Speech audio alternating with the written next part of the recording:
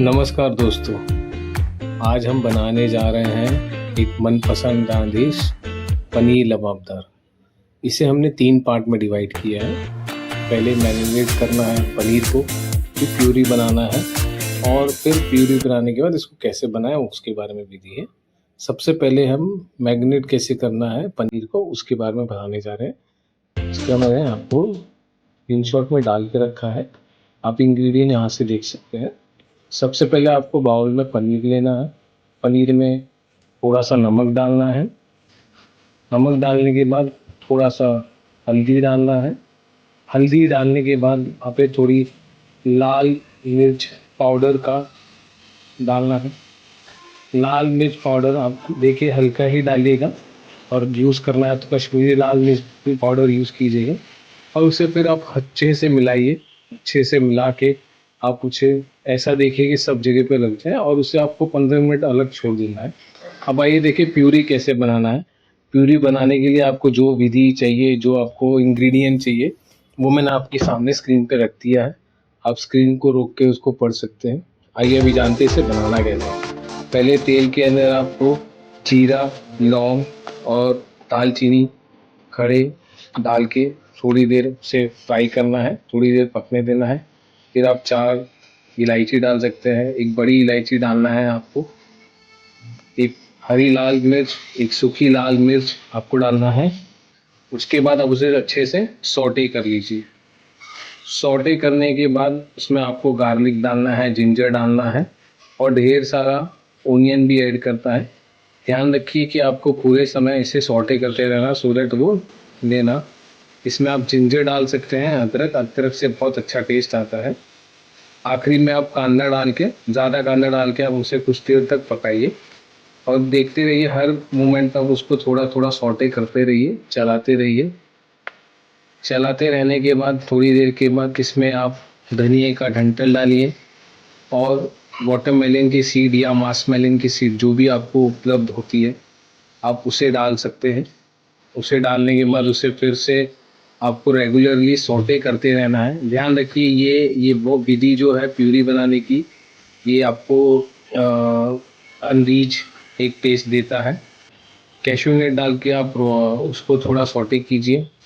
फिर थोड़ी देर पकने के बाद इसमें आप टमाटर डालिए, थोड़ा नमक, गरम मसाला और लाल मिर्च पाउडर डालिएगा। एक बात हमेशा ध्यान रखिएगा, आपको इसमें सौटे करते रहना है रेगुलरली, क्योंकि सौटे करना बहुत ज़रूरी है। कहीं से भी जल ना जाए, तो इसका ध्यान रखें। एक अच्छा टेस्ट लाने के लिए एक सीक्रेट इंग्रेडिएंट है जो मैं आपको अभी बताने जा रहा हूँ, वो है शक्कर। शक्कर डाल के आप उसको सौटे कीजिए। उसका जो शक्कर का पानी जो छूटेगा वो एक अलग ही टेस्ट देता है। अब इसे आप कुछ देर तक ढक के पकाइए और बाद में इसे आप रख दीजिए साइड में ठंडा होने के लिए। अब आपको जो एक्चुअल जो आपकी रेसिपी है, अब वो मैं आपको थोड़ी देर में बताने जा रहा हूँ। इसके इंग्रेडिएंट आप देख सकते हो पढ़ के। थोड़ी देर के बाद वीडियो रोक के आप इसको देख सकते हैं क्या क्या चाहिए। पहले एक पैन में तेल थोड़ा गर्म कर लीजिए। फिर उसमें आपको एक बटर का क्यूब डालना है। बटर आप अपने हिसाब से डालिए, आपको ज़्यादा डालना है कम डालना है। बटर डालने के बाद ग्रीन चिली कुछ काट लीजिए, जीरा डाल दीजिए। जीरा डालने के बाद आपको तेज पत्ता डालना पड़ेगा। तेज पत्ता डाल के आपको उसको रेगुलर सौटे करते रहना है। तो आप ये ध्यान रखिएगा कि आपका कोई भी चीज़ जलना नहीं चाहिए, तो आपको उसको सौटे करते रहना है। सौटे करते करते आप उस पे हींग डाल दीजिए। हींग डालने से आपका कोई भी चीज़ जलता नहीं है, तो हींग आपको डालना है और आपका हाजमे के लिए भी ठीक रहता है।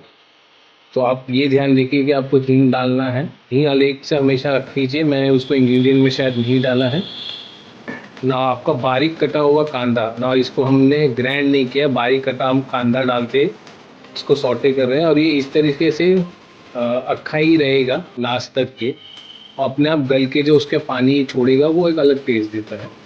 इस स्टेज पे आप थोड़ा नमक डाल के उसको आप सौटे कीजिए। फिर उसको ढक के जब पक जाएगा पूरी तरीके से, तो आप उसको खोलिएगा। उसमें आपने जो शिमला मिर्च काट के, बारीक कटी हुई शिमला मिर्च डाल काट के रखी होगी, वो आपको इसमें डालना है। डाल के थोड़ी देर इसको रेगुलर सौटे करते रहना है। अब सौटे करते करते आप ये बात ध्यान रखिए कि आपको अभी टमाटर नहीं डालना है, थोड़ी देर वो पक जाएगा उसके बाद ढक के पकने के बाद 2-3 मिनट के बाद उसमें आपको टमाटर डालना है।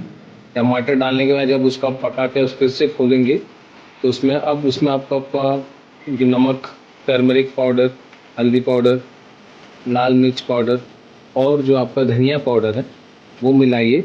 और इस पे जो थिकनेस है, ग्रेवी पे टेस्ट जो आना है वो आपका बहुत अच्छा टेस्ट आएगा। अभी इस स्टेज तक आपने थोड़ा गरम मसाला भी ऐड कर दिया होगा। गरम मसाला ऐड करने के बाद आप उसको हिला हिला के सौटे करते करते पकते रहिए। आप हर स्टेज पे आप ये ध्यान रखिएगा कि आपका वो जले ना। थोड़ा जब आप ढक भी रहे हो तो आप ढक के अच्छे से पका के फिर ओपन कीजिए, उसको चलाइए, फिर बंद पका लीजिए।